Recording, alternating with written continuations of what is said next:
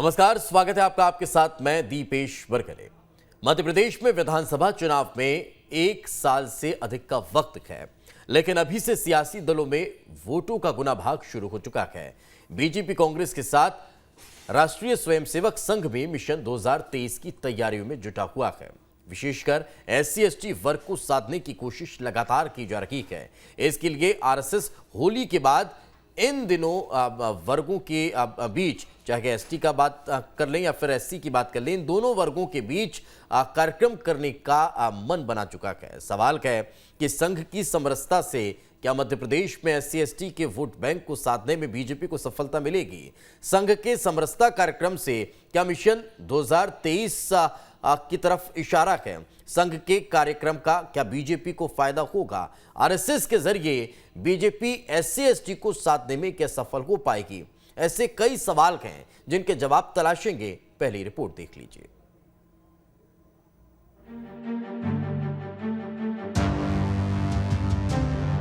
मध्य प्रदेश में विधानसभा चुनाव में अभी 1 साल से ज्यादा का वक्त बचा है, लेकिन सियासी दल वोटरों को रिझाने में अभी से कोई कोर कसर नहीं छोड़ रहे हैं। इसमें सबसे ज्यादा सबकी नजर SC और ST वोटरों पर है। बीजेपी कांग्रेस अपने अपने स्तर पर इन दो वर्गों को रिझाने में लगी है, तो वहीं RSS की भी मिशन 2023 पर नजर टिकी है, जिसे लेकर संघ और बीजेपी के बीच हुई बैठक में चर्चा हुई है। और अब होली के बाद RSS प्रदेश में इन दोनों वर्गों के बीच जा रही है। SC/ST वर्ग में RSS की पैठ बनाने की कोशिश, JS जैसे संगठनों को कमजोर करने की है तैयारी। विहिप और दूसरे हिंदू संगठनों को सक्रिय किया जाएगा। आदिवासियों के बीच पनप रही आशंकाओं को दूर करने का काम किया जाएगा। SC वर्ग के बीच भी कार्यक्रम किए जाएंगे। समरसता जैसे कार्यक्रम का आयोजन किया जाएगा। कभी ना भारतीय जनता पार्टी का हमारा प्रत्यक्ष संगठन, हम कभी भी किसी जातिवाद, वर्ग भेद, पंथ की बात ही नहीं करते हैं। सर्वव्यापी भाजपा, सर्वस्पर्शी भाजपा, सबका साथ, सबका विकास, सबका प्रयास, तो इसी दिशा पर भारतीय जनता पार्टी काम करती है। तो किसी जाति, वर्ग या वर्ण या भेद के आधार पर, किसी को लुभाने के आधार पर भाजपा काम नहीं करती है। ये काम तो प्रतिपक्षी पार्टियों का है। साल 2018 के चुनावी नतीजों पर गौर करें तो SC और ST वर्ग के छिटकने से बीजेपी को सत्ता गंवानी पड़ी थी। पार्टी अपने स्तर पर ST वर्ग के लिए कार्यक्रम का आयोजन कर रही है, लेकिन कांग्रेस को RSS के ऐसे आयोजन रास नहीं आ रहे हैं। वो निशाना साध रही है। झूठ बोलते हैं ये लोग। मोहन भागवत जी जैसा व्यक्ति कहता है, ऑन रिकॉर्ड, मेरे पास वो रिकॉर्ड पड़ा हुआ है, कि हमारा संघ से कोई ताल्लुक नहीं है, भाजपा का संघ में कोई हस्तक्षेप नहीं, हमारा भाजपा में कोई हस्तक्षेप नहीं है। तो क्या हिंदुस्तान की जनता को मूर्ख समझते हैं? और संघ में नैतिक साहस है तो एक पार्टी को मदद करने की पूरी घोषणा कर दें। आपको बताते हैं कि मध्य प्रदेश की सियासत में SC/ST क्यों महत्वपूर्ण है। MP में 47 सीटें अनुसूचित जनजाति के लिए आरक्षित है, 35 सीटें अनुसूचित जाति के लिए आरक्षित है। दोनों वर्गों के लिए आरक्षित सीटें मिलाकर करीब 82 सीटें आरक्षित हैं। 80 से ज्यादा सीटों पर दलित वोट बैंक का सीधा प्रभाव है। वोटरों के हिसाब से बात करें तो प्रदेश में करीब 16% दलित वोटर हैं। 2018 में आरक्षित सीटों में से कांग्रेस के खाते में तकरीबन 47 सीटें आईं। 2018 में बीजेपी को 34 सीटों पर जीत मिली।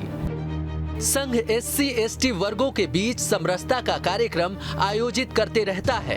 इसके पीछे RSS का मकसद अनुसूचित जाति और जनजाति के लोगों को अपने साथ जोड़कर रखना होता है और इसे हिंदुओं को एक करके रखने का अभियान बताया जाता है। RSS के इस तरह के आयोजन का फायदा बीजेपी को मिलता रहता है। Team news state. तो संघ प्रमुख मध्य प्रदेश के दौरे पर हैं और मालवा निमाड़ क्षेत्र, मालवांचल में अगर उनकी मौजूदगी है, 3 से 4 दिन अलग अलग कार्यक्रमों में वे शिरकत कर रहे हैं। तो मध्य प्रदेश की राजनीति में इसका कितना बड़ा असर देखने को मिलने वाला है, भारतीय जनता पार्टी को संघ प्रमुख के दौरे से कितना फायदा होने वाला है, इन तमाम मसलों पर चर्चा करेंगे। दीपक शर्मा जी हमारे साथ जुड़ चुके हैं, संघ विचारक हैं। दीपक जी आपका बहुत बहुत स्वागत है। ब्रजगोपाल जी हमारे साथ जुड़ चुके हैं, बीजेपी के प्रवक्ता हैं। ब्रज जी आपका बहुत बहुत स्वागत है। और अमीरुल खान सूरी साहब हमारे साथ जुड़ चुके हैं। सूरी साहब आपका भी बहुत बहुत स्वागत है। दीपक जी शुरुआत आज आप ही से करते हैं। संघ प्रमुख अगर उज्जैन में मौजूद हैं, मालवांचल के क्षेत्र में वे अलग अलग कार्यक्रमों में शिरकत करने वाले हैं, कितना महत्वपूर्ण ये दौरा माना जा रहा है और क्या इस दौरे का कोई राजनीतिक मायने जो निकाले जा रखे हैं उस लिहाज से भी देखा जा सकता है? देखिए, संघ प्रमुख के इस प्रकार के जो दौरे होते हैं ये हर प्रांत में होते हैं जी। और ये एक योजना के तहत पूरे देश भर में उनका भ्रमण होता है। उस मालवा प्रांत के अलग अलग संगठनों के साथ उनके सत्र हैं। राजनीतिक रूप से उसका मुझे कोई महत्व सच दिखता नहीं, क्योंकि संघ का कार्य बिल्कुल अलग है। अपनी दृष्टि से सोचने का आकलन अलग हो सकता है। जहाँ तक इस विषय का सवाल है जी। संघ जो है वो हिंदू समाज के अंदर कोई एक संगठन नहीं है, वो वस्तुतः हिंदू समाज का ही संगठन करता है, पूरे समाज का। उसमें दलित हैं, उसमें पिछड़े हैं, उसमें जनजाति के लोग हैं और एक पूरी की पूरी विचारधारा ये जो देश में समाज को तोड़ने का काम करती है, पर्टिकुलरली फॉर द पॉलिटिक्स, वो उसका एक अपना उद्देश्य है। उनको राजनीति में अपना स्थान प्राप्त करना है, वोटों को अट्रैक्ट करना है। संघ उससे बहुत दूर है। संघ निश्चित रूप से जो भी कार्य करता है उसका लाभ जो है वो देश के लिए है, वो राष्ट्र के लिए है, वो जोड़ने का काम करता है। और ये एक लंबी प्रक्रिया है। चुनाव तो हर 5 साल में आते हैं, संघ को इससे कोई ज़्यादा वास्ता नहीं। भाई साहब एक और सवाल लूँगा, उसके बाद वे राजनीतिक प्रतिक्रियाओं पर रुख करूँगा। सवाल ये कि समरसता का कार्यक्रम लगभग वर्ष भर आप लोगों का चलता रहता है। वनवासी क्षेत्रों में संघ की लगातार पैठ बढ़ती रहती है और आप लोग नज़र भी आते हैं वहाँ पर काम करते हुए। 2018 में वनवासी क्षेत्रों से या फिर ये कह लीजिए कि SC/ST वोट बैंक का भारतीय जनता पार्टी को बहुत ज़्यादा लाभ होता दिखाई दिया नहीं था। तो क्या अब ऐसा माना जाए, चूंकि जो राजनीतिक पंडित इस तरफ इशारा कर रहे हैं कि संघ अगर उस दिशा में एक बार फिर काम करता दिखाई देगा तो उसका 2023 में सीधा फायदा बीजेपी को होगा? ना, मैंने इसके पहले भी कहा था कि संघ का कार्य का फायदा किसको मिलेगा राजनीतिक रूप से वो एक अलग विषय हो सकता है, पर संघ की चिंता निश्चित रूप से इस बात को लेकर है कि 2001 का हम जब जनसंख्या का आंकड़ा देखते हैं और 2011 से उसको कंपेयर करते हैं, 21 में हमारी जनगणना नहीं हो पाई, पर वो जो गति दिख रही है एक अलग प्रकार का वर्ग ईसाई मिशनरीज के द्वारा खड़ा किया गया। झारखंड, उड़ीसा, ये ऐसे राज्य हैं जिनमें एक सरना जनजाति है। उस सरना जनजाति ने में से एक बहुत बड़े वर्ग ने अपने आप को ORPs, अदर रिलीजियस परसुएशन, इसमें अपना नाम अंकित कराया। तो जनगणना का आंकड़ा देखने के बाद लगता है कि जब ये मिशनरी लोगों को क्रिश्चियनिटी में कन्वर्ट नहीं कर पा रही हैं, कम संख्या में हो पा रहे हैं, उनका अभियान पस्त पड़ा, तो उन्होंने कहा कि हिंदू समाज को दूसरी धार्मिक मान्यता दिलाने की कोशिश करें। तो 2001 से 2011 के बीच में लगभग 10% का अंतर इसमें दिखता है इन पूरे दोनों प्रांतों में। अब ये मध्य प्रदेश के छत्तीसगढ़, पुराना अविभाजित मध्य प्रदेश से जुड़ा हुआ छत्तीसगढ़ और मध्य प्रदेश, ये भी जुड़ा है। तो संघ के जो अनुषांगिक संगठन हैं, जो अलग अलग क्षेत्रों में स्वयंसेवक गए हैं और उन्होंने संगठन खड़े हैं, वो जमीन पे काम करते हैं। उनको ये दिखता है कि ये देश को तोड़ने की, समाज को तोड़ने की एक प्रक्रिया चल रही है, इसलिए समरसता मंच का खड़ा किया गया। वो दलित वर्ग में काम करता है। वनवासी कल्याण आश्रम, अखिल भारतीय वनवासी कल्याण आश्रम, ये कार्य करता है इन सब में, जनजाति के क्षेत्रों में। तो उसका तो ध्येय वाक्य है, तू में एक रक्त। तो ये जो भाव है ये उसमें जागृत करना और राष्ट्र के प्रति एक बड़ा भाव रखना, वो कोई पृथक नहीं है। ये तो ग्रामवासी, नगरवासी, वनवासी, सभी भारतवासी ये मूल ध्येय से काम करते हैं। तो एक पृथक करने की जो प्रक्रिया चली, आर्य बाहर से आए, ये एक लाइन थी। और उसके बाद आदिवासी मूल निवासी, ये विचार उसके साथ चलता रहा। तो उससे अच्छा विचार था आदिवासी गौरव दिवस। मध्य प्रदेश शासन ने, भारत सरकार ने तो 15 नवंबर को जनजाति गौरव दिवस के रूप में पूरे देश में मनाने का निर्णय करा है और कर रहे हैं। तो इन सब में भारत के प्रति एक भाव हो और ये विघटन की तरफ ना जाए, ये संघ का प्रयास निश्चित रूप से रहेगा। लाभ राष्ट्र को है, उसका राजनीतिक जो उसका लाभ लेना है और जो उस विचार के साथ चलते हैं उनको बिल्कुल, जो राजनीतिक दल इस विचार के साथ चल रहा है, जो राष्ट्रभक्ति के साथ चल रहा है, उसको संघ अप्रत्यक्ष तौर पर तो समर्थन कर ही रहा है, चाहे कांग्रेस कई सवाल खड़े कर रही हो। मैं लौटता हूं दीपक जी, कई और सवाल रहेंगे और उनके जवाब आपसे लूंगा। ब्रजगोपाल जी, अगर संघ प्रमुख मध्य प्रदेश के दौरे पर गए और 5 राज्यों में चुनाव के बीच अगर मध्य प्रदेश की राजधानी भोपाल में भी संघ की एक बड़ी बैठक हो, एक दिवसीय उस बैठक में तमाम बड़े संघ प्रमुख के अलावा अगर तमाम बड़े पदाधिकारी मौजूद रहें और उसमें पार्टी के भी संगठन प्रमुख अगर मौजूद नजर आएं और मंथन हो, तो फिर किस तरफ इशारा मिलता है? क्या 2023 के लिहाज से बड़ा मंथन हो रहा है, बड़ी चर्चाएं चल रही हैं मध्य प्रदेश में?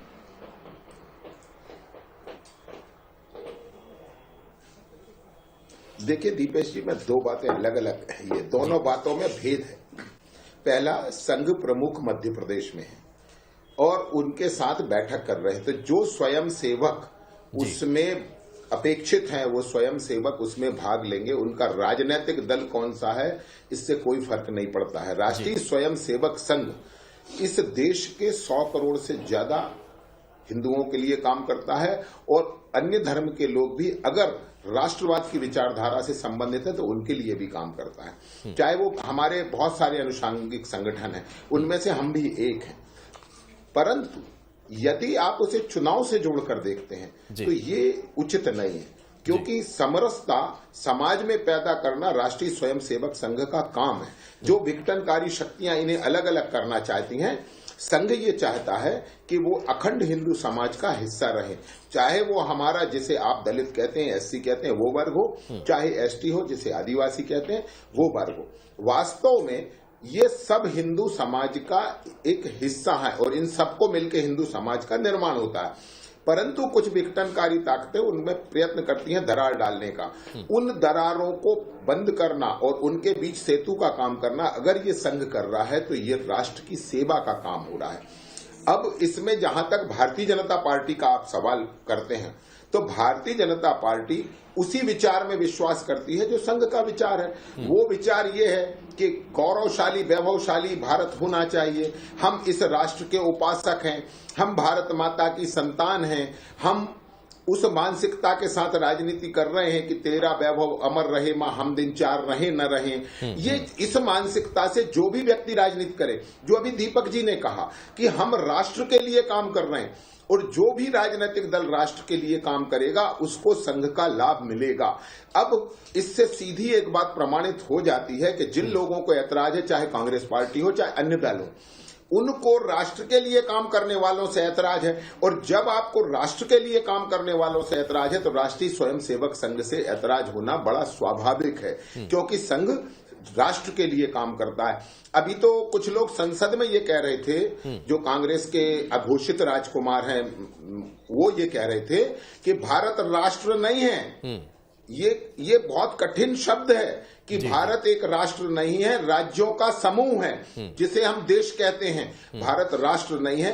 अब जब इस मानसिकता तक राजनीति पहुंच जाए, कांग्रेस इस हद तक पहुंच जाए कि वो ये इसको राष्ट्र स्वीकार करने से इनकार कर दे, जबकि दीपेश जी आप और हम सब जानते हैं कि हमारा शास्त्र ये कहता है, हिमालयम समारभ्य याव दिंदु सरोवरम तस्य देव निर्मितम देशम हिंदुस्तानम प्रचक्षते। परंतु आज कुछ लोग अगर ये कह रहे हैं कि एक राज्यों का समूह मिल गया, तो ये विचारधारा कौन सी है? ये वही विचारधारा है जो अंग्रेज देकर गए थे कि काफिले आते गए हिंदुस्तान बसता गया। ये जो विचारधारा है, इसको जरूर राष्ट्रीय स्वयंसेवक संघ से भी तकलीफ होती है, इनको भारतीय जनता पार्टी से भी कष्ट है और इनको हर राष्ट्र भक्त से कष्ट है और इसलिए इस राष्ट्र से कष्ट इन्हें होता है। मैं फिर कहना चाहता हूं कि संघ का जो काम है वो समरसता का है। संघ सर्वधर्म समभाव में विश्वास करता है और हम अगर समरसता पैदा पैदा कर रहे हैं, तो मुझे नहीं लगता कि किसी को आपत्ति होनी चाहिए। बिल्कुल, मैं लौटता हूं सर आपके पास। अमीरुल खान सूरी साहब हमारे साथ मौजूद हैं। सूरी साहब, अगर मध्य प्रदेश में भारतीय जनता पार्टी एक तरफ अपने संगठन को मजबूत करने की दिशा में लगातार आगे बढ़ रही है, 2023 के लिहाज से अगर अलग अलग कार्यक्रमों के जरिए बूथ स्तर पर, मंडलम स्तर पर अगर पार्टी पहुंच रही है, पार्टी के कार्यकर्ता पहुंच रहे हैं, और दूसरी तरफ संघ अपने कार्यक्रम मध्य प्रदेश में आयोजित कर रहा है, तो इससे कांग्रेस किस तरह से देखती है? देखिए दिपेश जी, राष्ट्रीय स्वयंसेवक संघ ने आज तक कोई संघ प्रमुख दलित नहीं बनाया। आज तक कोई सरसंचालक जो है राष्ट्रीय स्वयंसेवक संघ का दलित नहीं बना। वो लोग क्या दलित हितों की लड़ाई लड़ेंगे? जिन्होंने कूट कूट के 1960 में बाबा साहब भीमराव अंबेडकर को गालियां दी मंचों से, वो दलित की बात करेंगे? जो सर संचालक हैं, अभी तत्कालीन संघ प्रमुख हैं, उन्होंने किताब में लिखा, बयान लिखा कि हम आरक्षण के विरोधी हैं, वो दलित और हमारे आदिवासी हितों की बात करेंगे? जिन्होंने अभी तक प्रमोशन में अंदर जो आरक्षण रुका था, सुप्रीम कोर्ट ने राज्य को दिया, जो वहां पे लटका के बैठे हुए हैं हमारे आदिवासी और दलित जो अधिकारी हैं, कर्मचारी हैं, वो दलित हितों की बात करेंगे? अभी बहुत अच्छी बात कही भारतीय जनता पार्टी के प्रवक्ता महोदय ने कि संघ के जो विचार हैं वही भारतीय जनता पार्टी के विचार है। यानी निश्चित तौर पे संघ तो आरक्षण के खिलाफ है, तो भारतीय जनता पार्टी भी दलितों, पिछड़ों और जो हमारे आदिवासी भाइयों को आरक्षण मिलता है उसके खिलाफ है। आप बात कर रहे हैं ये संविधान के खिलाफ भी है, क्योंकि राहुल गांधी जी ने संसद में कहा था और संविधान में लिखा है कि India is a union of states. तो मालूम है हमें राष्ट्रीय स्वयंसेवक संघ से बड़ा संविधान विरोधी ना कभी कोई हुआ है ना होगा, और भारतीय जनता पार्टी राष्ट्रीय स्वयंसेवक संघ की अनुयायी है, तो इस देश के संविधान में भारतीय जनता पार्टी भी विश्वास नहीं रखती। अब मध्य प्रदेश के ऊपर आए कि जो इन्हें आदिवासी भाइयों और दलित भाइयों से जिनसे ये इतनी घृणा करते हैं, इतनी लुभाने के लिए उनके लुभाने के लिए उनको इनके पास जाना पड़ा, क्योंकि जिस तरह से सरकार में आदिवासी भाइयों के साथ हो रहा है, जो परिवार हत्या करके जला दिए जा रहे हैं, आदिवासी भाइयों को रोजगार नहीं मिल रहा, प्राइवेटाइजेशन के नाम पे मोदी जी ने जिस तरह से आरक्षण छीनने का काम दलित और हमारे पिछड़े और हमारे आदिवासी भाइयों के साथ किया है, सर्वविदित है। उसके बाद हम दूसरे महत्वपूर्ण विषय जो बहुत महत्वपूर्ण है कि तो मैं ऑडियो से जुड़ा रहूं, एक मिनट इंटरप्शन हो रहा है, जो सबसे महत्वपूर्ण विषय है कि आप जब इनको अपना मानते ही नहीं है, इनको तिरस्कृत करते हैं, इनको आरक्षण देके अपने साथ लाने देना ही नहीं चाहते, आपकी सरकार पूरी तरह से विफल हो गई, तो आज आपको उनके पास जाना पड़ रहा है। जनता ने आपको पूरी तरह से नकार दिया और ये संघ ने बहुत पहले समझ लिया है कि 23 में मामा जी का डब्बा गुल है, तो उसको कैसे समेटना है। पर ये आदिवासी हमारे भोले भाई, दलित हमारे भोले भाई आपके झांसे में नहीं आने वाले। ठीक है, कई बातों का आपने जिक्र किया और उसमें थोड़ा विरोधाभास भी नजर आता है। वही समरसता का जिक्र हो रहा था जो लगातार संघ वनवासी क्षेत्रों में आयोजित कर रही है दलित परिवारों से, और आज से नहीं शुरू से मिलती आ रही है, उन क्षेत्रों के उत्थान के लिए काम कर रही है, और अगर उस पर विरोधाभास की स्थिति है तो फिर सवाल कई खड़े होते हैं। मैं लौट रहा हूँ आपके पास। ब्रज जी, आप कुछ कहना चाह रहे थे, आप जवाब दीजिए, फिर दीपक जी का रुख करूँगा। जी, मैं 2-3 बातें कहना चाह रहा था। एक, इस बात से मुझे बहुत ऐतराज है जो अभी अमीरुल खान साहब कह रहे थे। आप कांग्रेस की विचारधारा को समझने का प्रयत्न करिए कि ये क्या कहना चाह रहे हैं। आदरणीय भीमराव अंबेडकर जी को कांग्रेस पार्टी ने हमेशा हताश और निराश करने का काम किया। भंडारा और मुंबई से उन्हें चुनाव हराया। मऊ में उनकी जन्मस्थली का विकास न हो इसका प्रयास कांग्रेस ने किया। लंदन में जहां रहे, जहां मुंबई में जहां उनका अंतिम समय बीता, वो विकास कांग्रेस ने रोका। और भारतीय जनता पार्टी और आरएसएस के विषय में मैं एक बात और कह दूं, राष्ट्रीय स्वयंसेवक संघ के कार्यक्रम में स्वयं डॉक्टर भीमराव अंबेडकर साहब गए और उन्होंने संघ की भूरी भूरी प्रशंसा की, और उन्होंने कहा कि मैं हिंदुस्तान में एकमात्र स्थान संघ की शाखा को मानता हूं जहां कभी जाति का उल्लेख नहीं होता, जहां किसी वर्ग का उल्लेख नहीं होता। अमीरुल खान साहब, मैं एक बात आपसे निवेदन करता हूं, एक बार जाकर संघ की शाखा में 2 घंटे बिताइए, आपको समझ में आ जाएगा सर्वधर्म समभाव किसे कहते हैं। आपको समझ में आ जाएगा कि जाति व्यवस्था खत्म कहां होती है।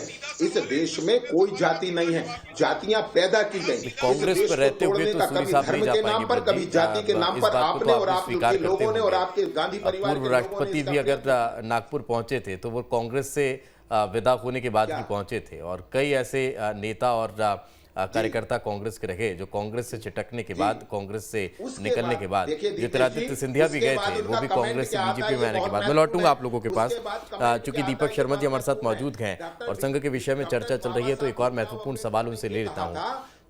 सर, हाल ही में भोपाल में एक महत्वपूर्ण लौट रहा हूँ ब्रज जी, लौट रहा हूँ सूरी साहब, आपके पास भी आ रहा हूँ वक्त रहा तो। दीपक जी, एक महत्वपूर्ण बैठक हाल ही में भोपाल में भी हुई थी और उस पर मुरलीधर जी भी थे और हितानंद जी भाई साहब भी थे, उसके अलावा तमाम संगठन के जो सर्वे सर्वा हैं उन लोग के साथ एक महत्वपूर्ण बैठक हुई। उस बैठक की कोई खास वजह? मुझे लगता है सामान्य बैठक होगी, उसका क्या एजेंडा था ये तो उस बैठक में रहने वाले लोगों को पता होगा, परंतु समरसता का जहां तक विषय है, मैं सिर्फ एक अपने मित्र से पूछना चाहता हूं। 1932 में दलित स्वयंसेवक संघ, ये गांधी जी ने स्थापना की, अंबेडकर जी के कहने पर स्थापना की।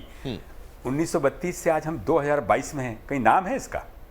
आपने सिर्फ गांधी जी का नाम जो है अपने नाम के आगे लगा लिया और 3 पीढ़ी 4 पीढ़ी तर गई। ये भारत का भविष्य है क्या?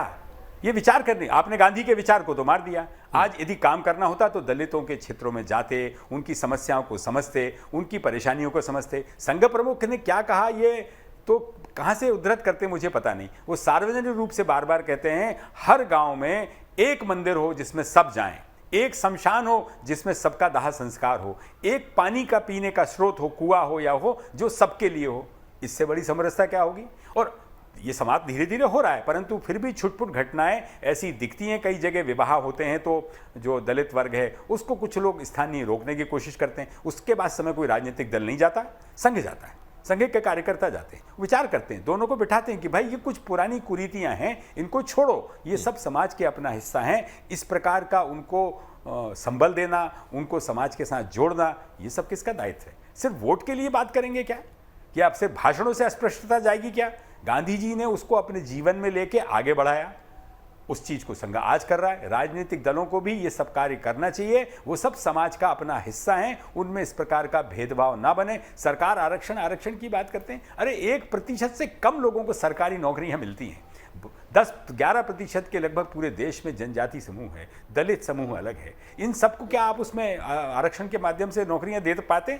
वो तो उनका अधिकार है, उनको मिले, परंतु उनकी खुद की अपनी आर्थिक स्थिति बने, सामाजिक स्थिति का विकास हो, उनकी शैक्षणिक स्थिति बने, वो अपने पैरों पे खड़े हों, तो समाज में उस प्रकार का संबल प्रदान करे। संघ इसमें सर्वांगीण विकास कैसे हो सकता है पूरे समाज का, इस कार्य में लगा। बिल्कुल। सूरी साहब, आप कुछ कहना चाह रहे थे, इसके साथ मेरा भी एक सवाल है। सवाल ये है सर कि कांग्रेस का भी एक संगठन है और बड़े भोले भाव से आपका एक संगठन काम करता है। कांग्रेस पार्टी अलग है, लेकिन जो आपका एक और सहयोगी संगठन है और बढ़िया सफ़ेद टोपी लगाकर आप लोग हमेशा काम करते रहते हैं। पार्टी का जब पर्व होता है उस पर वे दिखाई देते हैं, लेकिन क्या संघ की तरह जमीनी स्तर पर भी उसकी कोई पहुंच है? देखिए, सर्वप्रथम बहुत अच्छा उपदेश मुझे दीपक जी का सुनने में लगा, पर सबसे पहले वो राष्ट्रीय स्वयंसेवक संघ खुद पे लागू क्यों नहीं करता? आज तक आप सभी को एक लेके चलते हैं, तो संघ प्रमुख कोई दलित व्यक्ति क्यों नहीं बना आरएसएस के अंदर?